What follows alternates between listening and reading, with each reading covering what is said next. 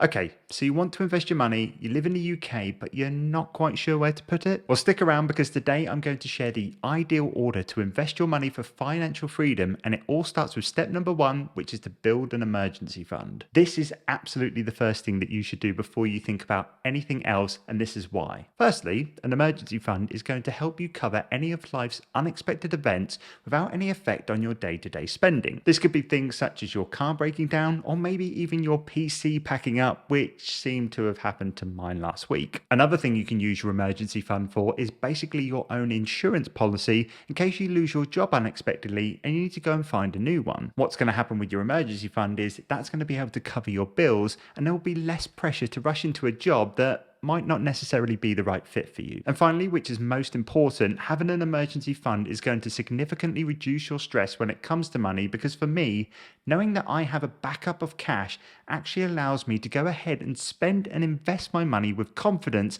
as I'm less worried about what would happen if things went wrong. Now, a question that I get quite often is, how much cash should I have in my emergency fund? Well, it very much depends on your risk tolerance, but I would ideally look at no less than 3 months worth of your monthly bills and no more than 9. Another question I also get is, where do you store it? And essentially, my response would be to look for an easy access savings account so you can get your money quickly, but also take advantage of some of the more generous interest rates out there right now. It doesn't really matter which one you choose. The main thing that does matter, however, is that you need to be able to access that money fast with no delays or penalties. Step number 2 is to pay off any high interest debt. So when it comes to defining what is classed as high interest debt, it can very much depend on your personal circumstances, but as a general rule of thumb, anything with an interest rate of 8% and above, I would say makes the cut. When it comes to some common examples of high interest debt that you see in the UK, you're going to be seeing things such as credit card repayments, car loans, and even finance deals on certain furnitures and electronics. The lower the debt you have, the more money that you will have to invest in areas that can actually grow your wealth. It's also one of the only investments that you can make where you can guarantee a return on your money. For example, in the UK, the average interest rate on a credit card repayment is currently around 24%. Now, if you had that debt and you were able to pay that off, you would be making a guaranteed return of 24% on the initial principal,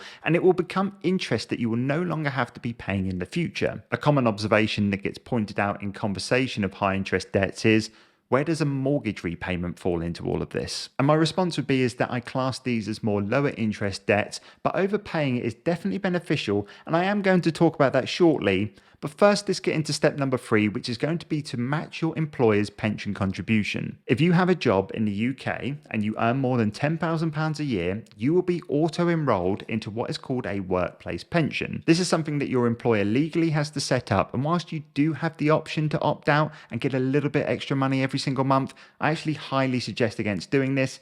Here's why. You see, the reason why it's called a contribution is because whilst you have to contribute 5% of your salary to your pension, it's by law that your employer must contribute a minimum of 3% extra on top of that. Now, what this is essentially free money that your employer is giving you towards your retirement. Also, the more you do contribute, the more you actually decrease your tax liability, and for people on the borderline of the high income tax bracket, this could make a really big difference. Step number 4 is contributing to either an ISA or overpaying on your mortgage. Now, as you can see on this step, I've very much left it a choice down to you. You can either invest in a tax-free ISA up to £20,000 a year, or overpay your mortgage, or even, of course, do both. I'll explain why they're on the same step in just a second, but this actually starts by talking about why you should be doing at least one of them. Okay, so starting with ISAs, what these basically are, if you didn't already know, are accounts that you can actually contribute up to £20,000 a year into, and any interest or profits that you make from them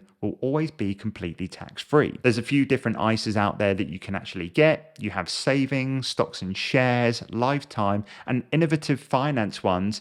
These all serve different purposes, but the main common ones are the first two, savings and stocks and shares. For example, if you were to contribute towards a stocks and shares ISA and invest into an index fund like the S&P 500, which actually currently returns an annual average of roughly 10% a year right now, you're going to get a really nice return on your savings over the long term. But essentially, that's ISAs in a nutshell. I've got plenty of videos on my channel about them. They're great finance tools and they're very straightforward. Moving on to overpaying your mortgage, this is also a very good way to invest your money, but your gains are going to look a little bit different. The way this works is pretty much just like paying off any debt, because anything that you do overpay on top of your monthly payments, you're essentially getting a guaranteed return of whatever your interest rate is at the time, and at the same time as that, reducing your mortgage length considerably. Just to show a visual example of this, let's use my own mortgage, which is currently around $230,000 over a 30-year period. And what you can see is that just overpaying my mortgage by £200 a month, it will not only clear my debt 7 years and 9 months earlier,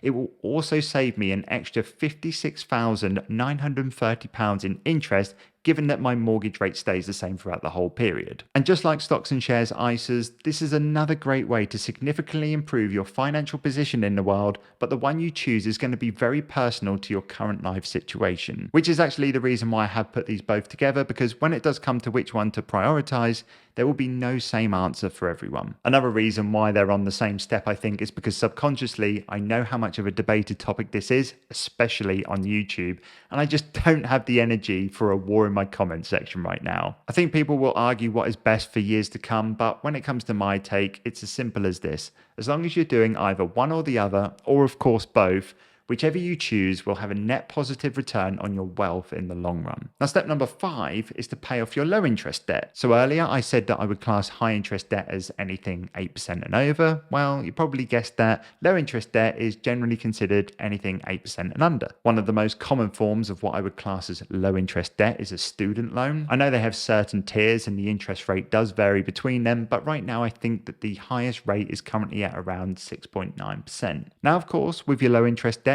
they won't have as much of an effect on your income as your high interest ones does. However, in an ideal world, if we can reach a stage where we are investing and we're clear of any debts, excluding maybe a mortgage, I would class this as a job well done, which actually then brings me good reason for step number 6, which is have some fun. Now, if you have reached this step, this means that you have been able to become mostly debt-free, invest money into different types of assets to grow your wealth, and you also have a backup chest of cash if anything did go tits up. And if you ask me, I would say you're doing pretty damn good. And what I think that calls for is time for a treat. Because at the end of the day, here's the way that I look at it. We're on this planet just once, and you definitely don't want to get tied down into the world of just saving every single penny and worrying about money and how you can become financially free the entire time. There's definitely more to life than that. Trust me, I've been there. I've been in that situation where I just save every single penny to the point where I sacrifice all of my actual living that I'm meant to be doing. So do make sure that if you can spare some money, then take some time to invest into yourself. Now, step number 7 is to take some risks. Now, for me, this really is the final boss of the ideal investing order. You spent steps 1 and 2 setting yourself up to become a successful investor by steadying the ship.